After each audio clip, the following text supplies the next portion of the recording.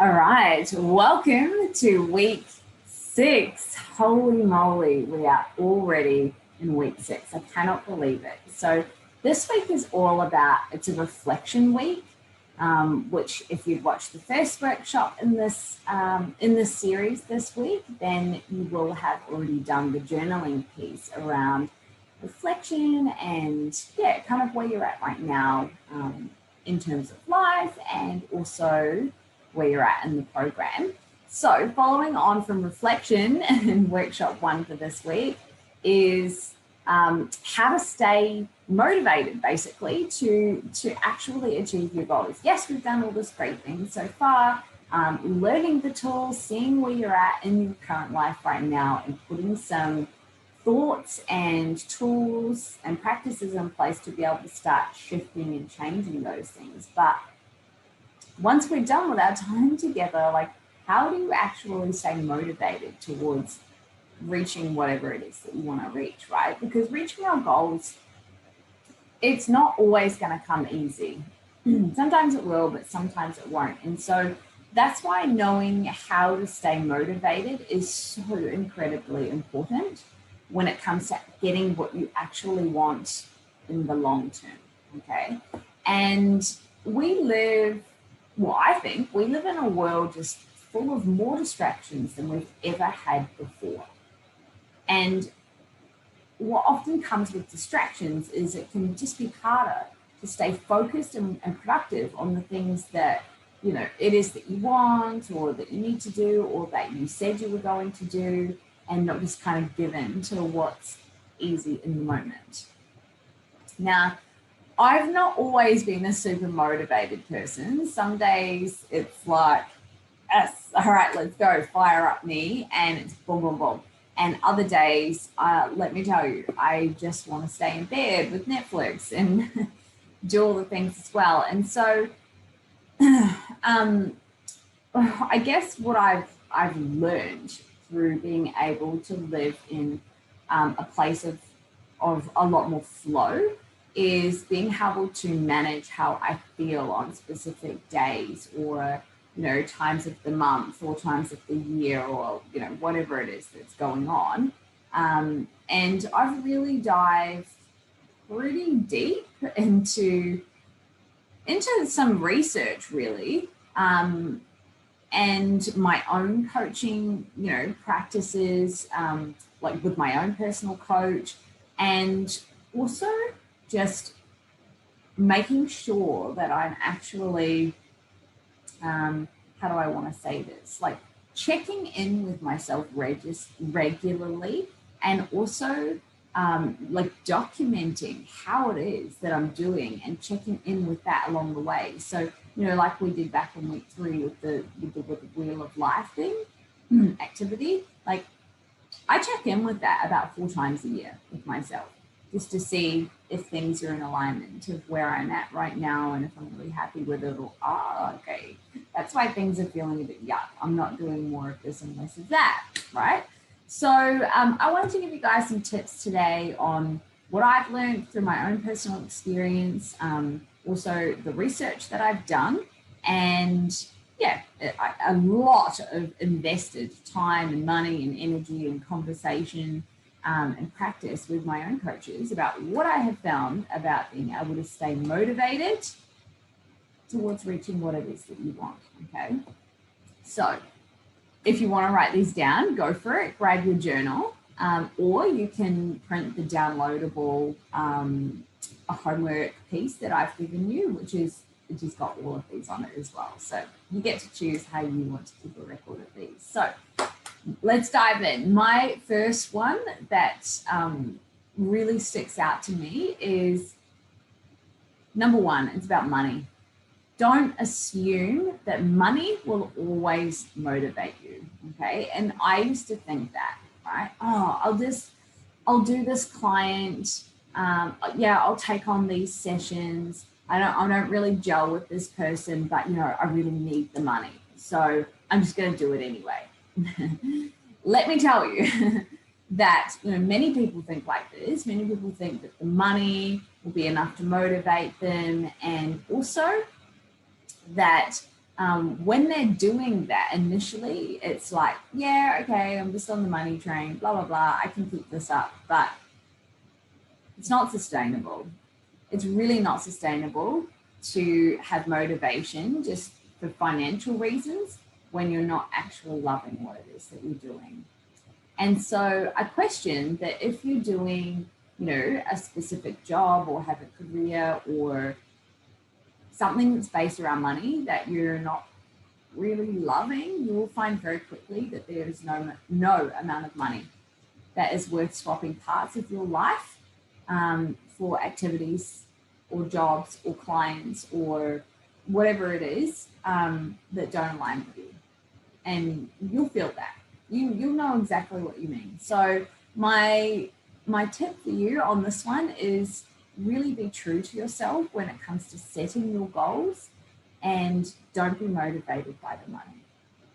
Now, speaking of goals, the next tip is make sure that the goals that you are setting are actually your goals.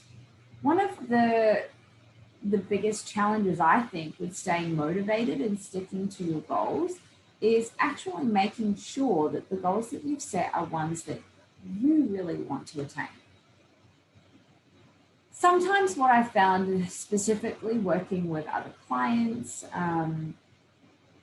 or look, maybe even if I really reflect, maybe even my own self, is sometimes we set goals based on what we think we should do or what other people might have said to us, or what we're seeing on social media, or what society's saying, or I don't know, maybe you just saw someone else do it and thought it was a good idea, but maybe that doesn't actually align with you. So really make sure that what you're going after is something that you really want and that it makes you happy, because that will make all the difference as to whether you're actually motivated to reach this goal or not. Okay. Now, number 3, we've done a lot of practice so far throughout our time together about visualization. We even did like a manifestation challenge, which was all about visualizing. Yeah. So really visualize your results and know that when you visualize, it's important to see it as the end goal, right? So your next level self is what I mean by next level self is yourself is already living as that person. You've got the thing, you achieved the thing, right? So let's say, for example, you had a goal of wanting to climb Mount Everest. I don't know, that's really random. But the visualization of that would mean like you're actually visualizing like the sweat on your back, the challenge it is to breathe once you get to higher altitude, what it feels like to wear the amount of clothes you're going to have to wear to climb that mountain, and that feeling of relief and excitement when you get to the top of the mountain, right? And really visualizing those physical, mental, and emotional things about achieving that goal, because that right there is what will fuel you on the days that you don't feel like doing it. Not so much on the days that you're pumped and you can do it. On the days that you don't feel like doing the thing, that, my friends, is what is going to get you through. Yeah. All right, my next tip for you, and again, this is something that we've been doing every week together. So as you know, through our Sunday check yourself, we break things down into small pieces, right? That's the whole reason we do this, is so we don't have to look at, if we're taking a week, for example, it as one big massive week of things that we have to do, should do, right? Break it down and break your goal. It's the same thing, like break your goal down into smaller pieces, because then it becomes a lot more, easier to see how you're going to achieve the goal. And then you can just work on each step rather than thinking about, holy moly, how am I going to do the whole thing, right? And if you set some target deadlines for those small little tasks, it means that there's like some urgency around completing it, rather than completing the whole thing, which looks massive to achieve. It might simply be that you just pick one tiny little 1% part of that goal, and there's a deadline on when you need to achieve that by, right? So I don't know, for example, What I know, one of the women I've been working with has got like a goal of being able to declutter. She wanted to declutter her home, right? So let's say it was her wardrobe she wanted to declutter. Well, okay, looking at the wardrobe might be, where do I start? There's like top shelf, there's all these clothes, there's shoes on the floor, there's mountains and piles of stuff just everywhere. So first of all, I'm going to just tackle the shoes. That's it. And I would like to tackle the shoes by the end of the weekend. Next, I'm going to tackle the belts. Then we're going to do winter coats. Then we're going to do jumpers, right? And so what that method can do is just make the task feel a little bit more manageable, I guess, rather than looking at the whole wardrobe as one. And I know that's a pretty light example, but the method goes with absolutely any goal at all that you pick. Break it down. All right, so my next one for you is being able to tap into other people's energy. Now, this is a little bit different to what I was saying before about making sure that the goals are yours, right? You want to make sure that, yes, your goals are yours, but being able to tap into other people's energy is like, what I mean by that is surround yourself with positive people and people who put out positive, energetic vibes that you really align with. So actually question to yourself, do I have people in my life that I can engage with, I can have a stimulating conversation with about my goals, or something that's going on in my life, and like they're really passionate about it as well. Because as human beings, we give energy to other people, but we also receive energy and we receive inspiration, which in turn is a result of that is motivation, right? So making sure that you are receiving just as much as what you are handing out will help you stay in that mindset. Now, we've talked a little bit about in previous modules what happens when you've got negative people in your life. And sometimes those people, you don't actually have too much of a choice of having them in your life. They might be family members or work colleagues or something like that, where you can't just, flip them and remove them from your life, right? But, there is an opportunity to have less engagement with those people and then to be surrounding yourself with more positive energy. And so it might be something like this, like getting yourself a personal coach who does have your back, who has your best interests in their corner as well, or finding a tribe of women that are on the same wavelength as you. So kind of like what you've done here inside of this group, you were attracted to this group for a reason, and the people inside of this group are also here for the very same reason, right? It might be a fitness or health goal that you have. Finding yourself a tribe of people that you belong to and feel comfortable in will motivate you to keep going to the thing. Does that make sense? So you've got to find who your people are and who you align with, right? Now, the next tip is one of my favorites. It's something that I'm really good at. It's something that helps me every single day. It's a daily thing for me. And that is something that I've hammered into you as well along our journey together. It's about getting organized, right? That's why we do our little Sunday check-ins, so we can get organized for the week. We don't have to have a big meltdown about all the things we didn't achieve by the end of the week, and we've just put time on little things that don't always matter, right? So you've got to get organized.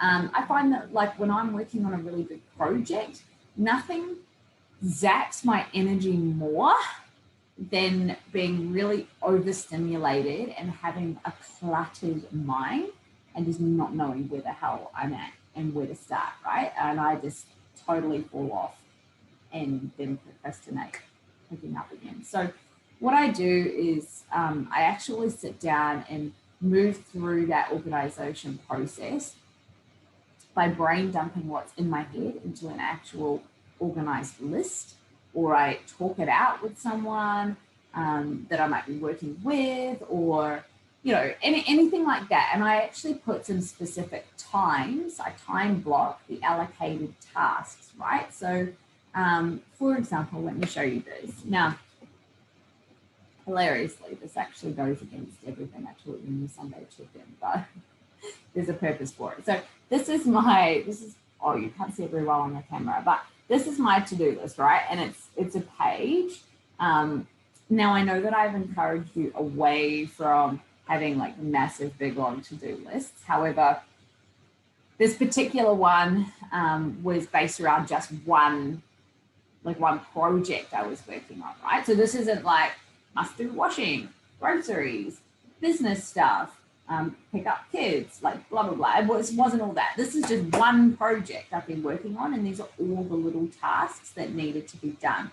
And I had a timeline of 2 weeks to do them in, right? So what I did was you can probably see some little pink things there. Like I've highlighted, what was going to be done on a specific day.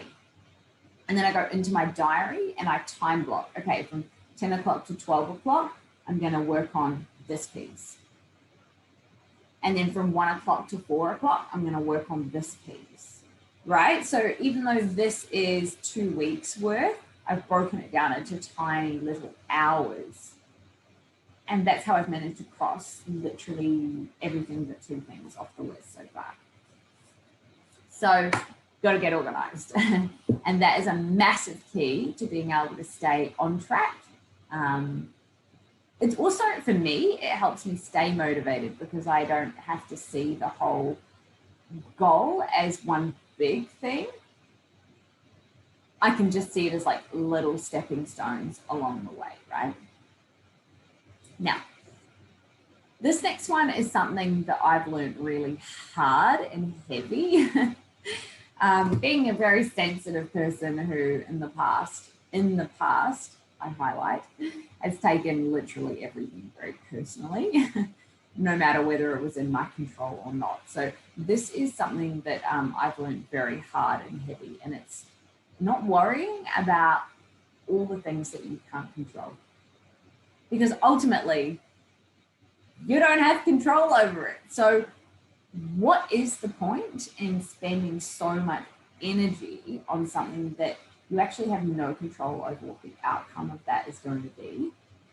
And what I was able to do is just shift and pivot my mindset to be able to take control of what I can and just focus on that. And what happened is when I did that is I found that I wasn't paralyzed by questions like, what if? And, what if no one signs up to my program? What if so-and-so doesn't show up today? What if I put all this time into this and then no one likes what I do? Or, you know what I mean? So being able to just let go of what you can't control, because I can't control who's going to show up or who's going to sign up to my thing, or even if people like me or what it is that I do. And this is just a personal example. You insert whatever it is that is related to you about this, but being able to let go of that and just focus on like producing really kick-ass work or products or like, again, whatever your thing is, producing it in a really quality way and just not really worrying about what it is that you can't control. Number one thing that you will learn from that is you cannot control other people and their opinions and where they spend their energy and what it is that they're going to say to you, right? You cannot control that. So that leads me to my next one is now that you're not going to be worrying about what other people think or say or do, and you're just in your lane, doing your thing along the way, setting goals, and then boom, you might hit a little roadblock or a challenge or, one of those days that you just cannot be bothered, right? And it's when you hear that saying of, I've lost all my motivation. I can't find my mojo anymore. This is where this next step comes in, right? It's reminding yourself why you set the goal. There's always a reason in the beginning why you set yourself a goal. And you've got to have a reminder for that on those days that feel really tough or overwhelming. So being able to take a few moments sometimes just to sit back and have a think or remind yourself, like, why did you choose this path in the first place? What did it mean to you in the beginning? Was it to help other people, or was it because you knew your end goal would lead to long-term happiness, even if it was like short-term work? Or what was it for you? Why did you set that goal in the beginning? And by doing this process, this can always help you find a little bit of clarity and motivation in those moments that feel really tough. Remember when we did the vision board workshop, right? Like, that is such an awesome reminder when things are tough. It's a visual that you can go to. Oh, that's right, yes. I'm doing this because I really want that dream holiday. I'm doing this because I want the goal house, or, you know, whatever it is, like whatever's on your vision board. That's an awesome way to be able to give yourself a little reminder, okay? Now, the last one that I'm going to wrap up and leave you with, and this one is probably the most important. Yes, we've been through all the visualization stuff, the manifestation stuff, the law of attraction, getting your mindset into being positive and bringing things into your life, but you do have to take action, and it requires consistent action. So that is my next tip for you, is you've got to be consistent with it, right? You can't just do something one day and then, oh, just not today, I'll pick up again tomorrow, and allow yourself to have excuses for why you didn't do something. Yes, don't get me wrong, it's okay to take a day off or have some rest time or step back, right? That's not what I'm saying.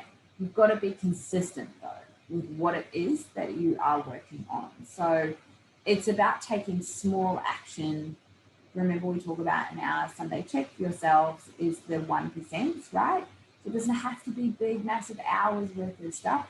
It's a 1% thing that you can do that is still creating consistency for what you want. So what this means is that if you're totally not in the mood to do the thing today, just do one tiny, small, little proactive thing that will move you towards your ultimate goal. Even if it's just, I don't know, let's take a health and fitness goal, for example.